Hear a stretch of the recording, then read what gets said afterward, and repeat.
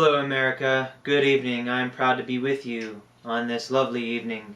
It is Wednesday, February 12th, 2014. I'm your host, Matthew Sabatine, and I'm here on Defuse the Ruse to present to you another exciting report. Before I begin today's topic, I would like to make mention of the Winter Olympic Games. I would like to wish much luck to every competitor involved. I have not yet been able to watch the competition. I have not yet found the time. But I hope everyone is receiving the medal count they can be proud of. So without further ado, as some of you might remember quite distinctly, others may not, obviously, President Obama gave his 2014 State of the Union address on January 28th.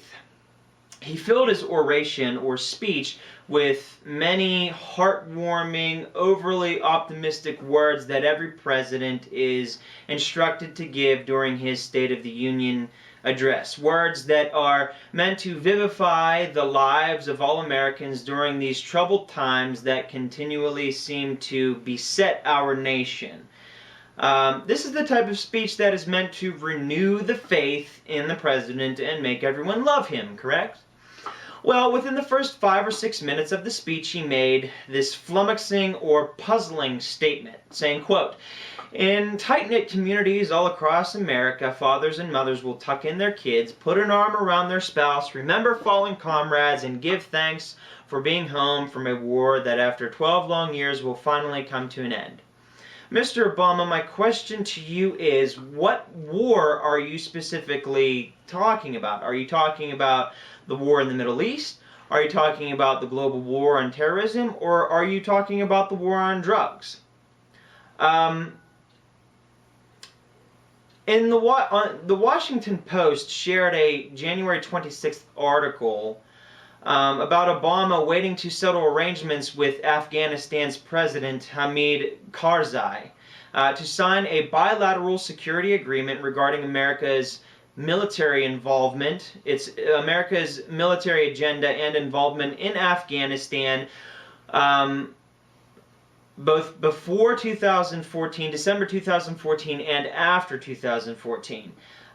The agreement is supposed to involve a military presence of 10,000 troops, purposefully for exercising as trainers in the counterterrorism mission. It might be safe to deduce or suspect that the war may not finally come to an end in Afghanistan. A February 4th New York Times article discusses Mr. Obama's civilian circle feeling worried or suspicious about Obama's generals trying to entrap him or force him to make either an all-or-nothing approach to maintaining a military presence in Afghanistan. The news media outlet Russia Today, or the RT, already reported on this issue in January 22nd. The article reported that the decision for the number of post-2014 American soldiers that will remain in Afghanistan is being controlled by the Pentagon or the Defense Department. The Pentagon or the Defense Department, according to the RT, is giving Obama and his administrators an ultimatum or a pair of options to choose from. They either must keep 10,000 soldiers in Afghanistan or leave entirely.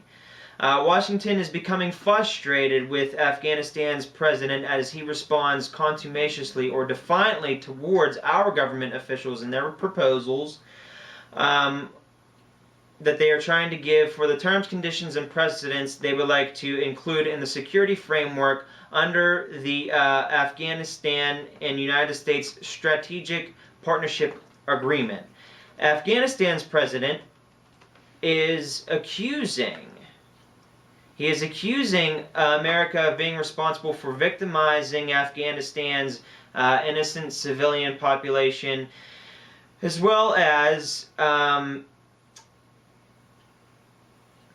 as well as blackmailing Afghanistan to emancipate criminals that are deemed to be very dangerous according to the international community, and the United States behaving like a colonial power. Many countries for the past century have accused the United States of behaving like a colonial power. I want to ask you this question: should now be the time that we begin to question why we have been accused by so many countries? It appears as though Obama's pronouncement in the 2014 State of the Union address is dubious, and that he is truly not in control of the amount of troops that will be kept in Afghanistan.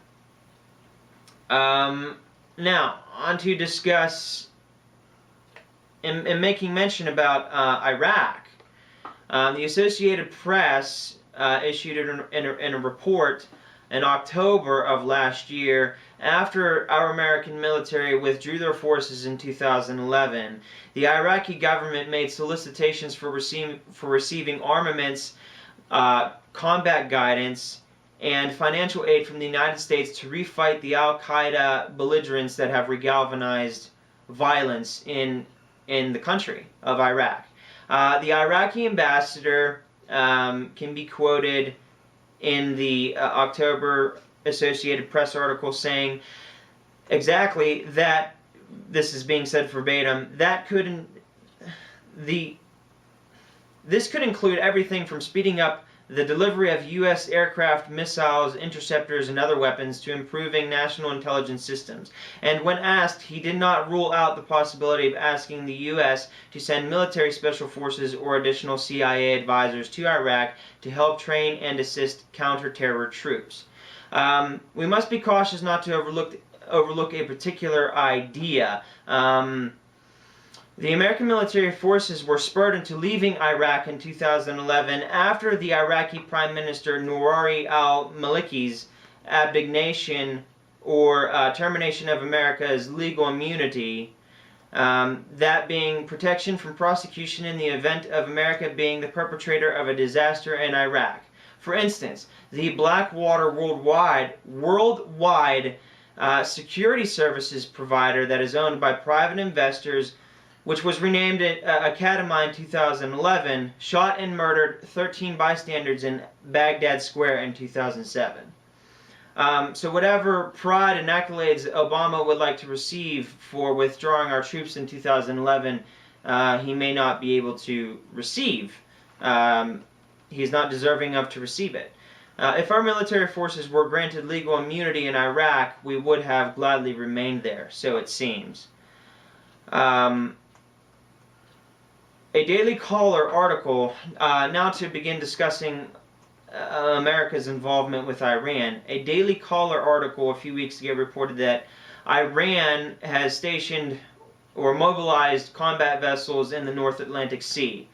The Daily Caller article alleges that Iran has Hezbollah allies that have furtively or successfully entered and permeated into the United States, with key targets identified and prepared for imminently attacking in the event that the United States would choose to launch an attack on the Islamic Republic. A Jerusalem Report, an Israeli news agency, issued an article discussing Iran's military commander threatening to sabotage American combat vessels in our waters, and causing us to suffer significant losses at sea if Iran's nuclear facilities are assailed or attacked by the United States or attacked by Israel.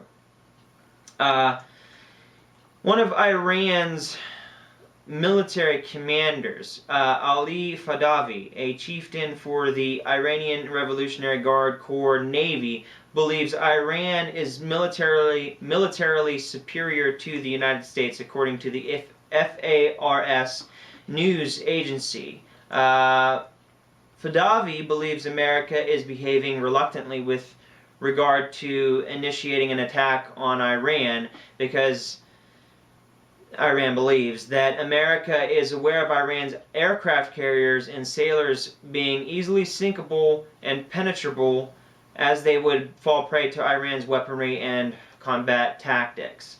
Fadavi believes Washington officials are full of blustering and empty rhetoric as they issue threats that are not substantiated or supported with true military clout. The FARS news agency summarizes the Iranian commander's words as saying, quote, "Since the very first day that the U.S. warships entered the Persian Gulf, the IRGC Navy has formed and evolved all its capabilities, trainings, structures, organizations, and weapons on the basis of Washington's threats," and added that the IRGC vessels in the region are monitoring the slightest moves made by the Americans. End quote. And then according to timesofisrael.com, the country of Israel seems to be provoked by the number of films that Iran has created throughout the past few months about Iranian drones, missiles, and warcrafts attacking or assailing the Tel Aviv command centers, many Tel Aviv command centers, skyscrapers, and American vessels that travel through the Strait of Hormuz and the Persian Gulf. Israel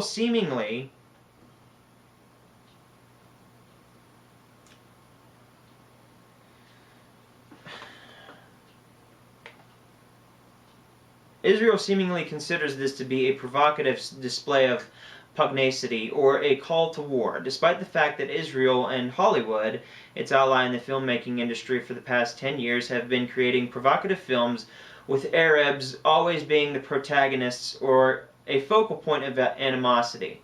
Never mind this being an incendiary display of filmmaking or a call to war.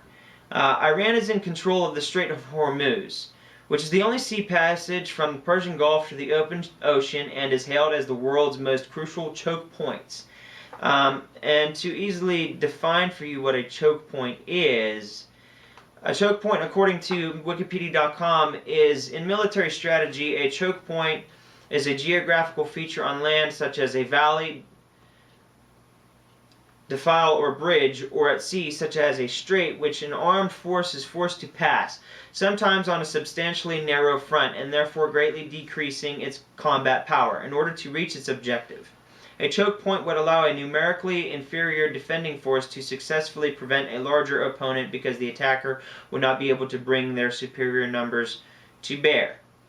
The numerically inferior defending force would be Iran, and of course the United States would be the larger opponent. So Iran would like to use the Strait of Hormuz to the best of its ability, or to its advantage, in fighting against America. And also, the Strait of Hormuz is a place where 20% of the world's petroleum and 35% of all petroleum being traded by sea that travels through the Strait of Hormuz is of great profitability to Iran. Iran is economically dependent on the Strait of Hormuz. It might be commonsensical to realize why Iran would want to guard this sea passage. Our United States military has 737 military bases interspersed throughout 63 countries. 7 of these countries which have been invaded and occupied since September 2011.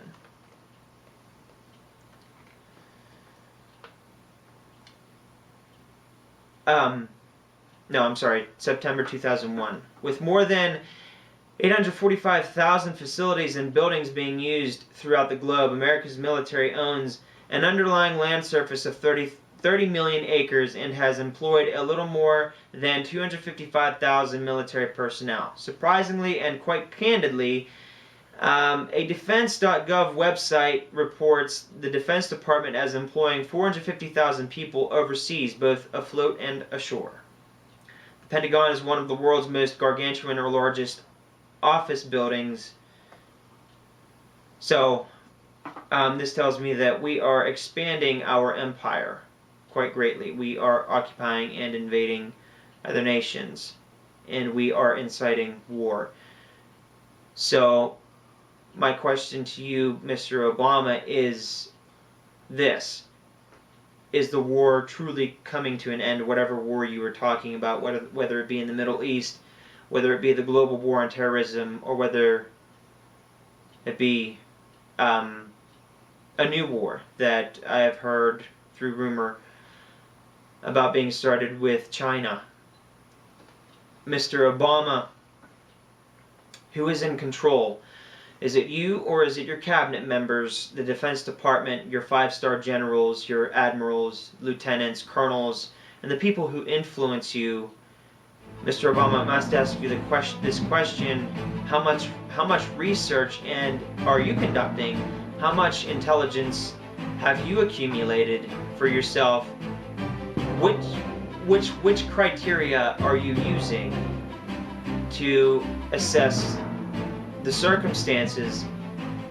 Which questions are you asking? Which sources of information are you deriving your intelligence from? Mr. Obama, my question is, who is in control? Is it you, or is it the people you are surrounded with? And I want to ask this question to my fellow Americans as I now close this video, or bring this video to a conclusion. Thank you for watching, and have a nice evening.